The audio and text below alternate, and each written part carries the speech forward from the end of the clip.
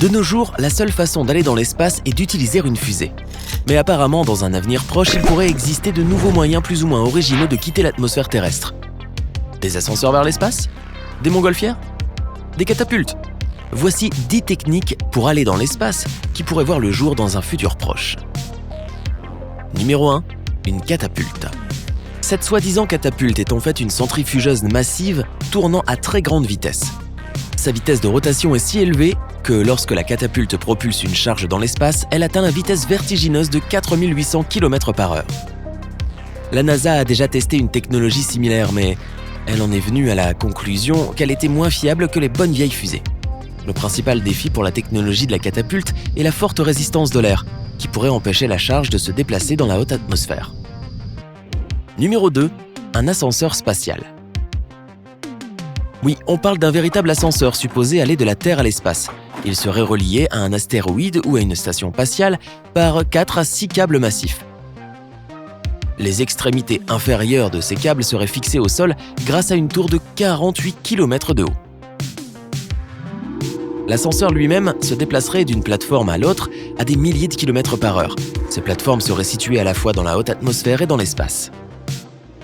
Mais sais-tu ce qu'il y a de plus incroyable avec l'ascenseur spatial ? Cette idée est apparue pour la première fois en 1895. Un scientifique russe, Konstantin Tsiolkovsky, avait déjà suggéré de mettre au point une telle structure. Numéro 3. Un ballon. Aucune technologie révolutionnaire ici, juste un gros ballon à hélium qui volerait vers la stratosphère puis vers l'espace, emmenant avec lui 2 pilotes et jusqu'à 6 touristes. Un vol de 6 heures coûterait environ 75 000 $ par personne. Cependant, cette méthode présente quelques inconvénients.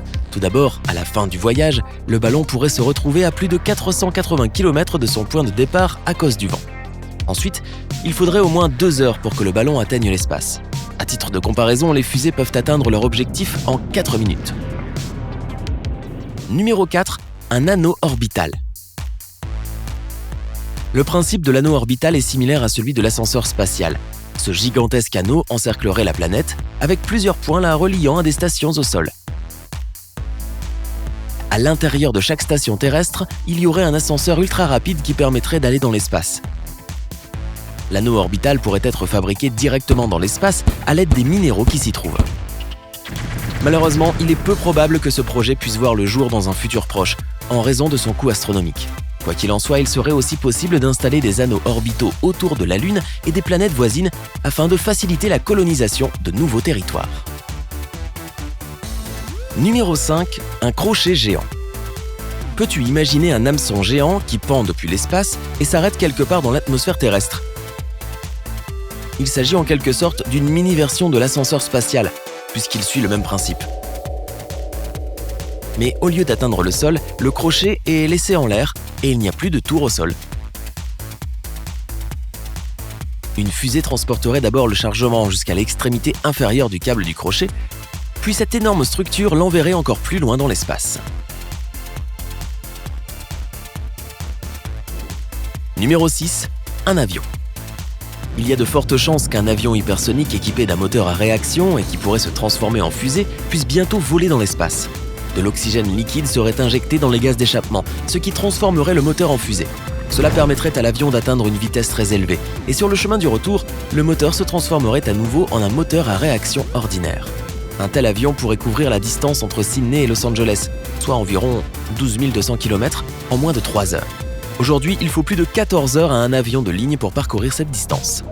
Numéro 7. Une fontaine spatiale. La fontaine spatiale ressemblerait à l'ascenseur spatial, mais sans l'ascenseur. Il y aurait des stations spatiales et des stations terrestres. Les stations terrestres seraient des structures en forme de U pointant vers le ciel et les stations spatiales seraient des U pointant vers le bas. Ces dernières seraient maintenues dans l'espace grâce à des millions d'ondes magnétiques envoyées par les stations terrestres. Ces ondes seraient ensuite renvoyées sur Terre et l'échange se poursuivrait indéfiniment.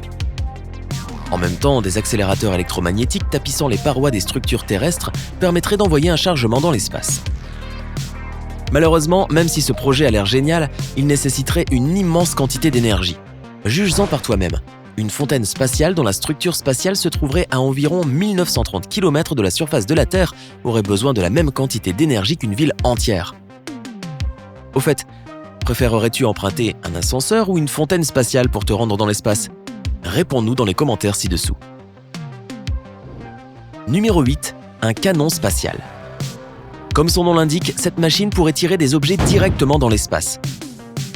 L'une des propositions consiste à construire un fusil spatial de 1100 mètres de long et à le placer quelque part sous l'océan au niveau de l'équateur. La seule partie visible serait le bout du canon, avec une plateforme qui le maintiendrait juste au-dessus de la surface.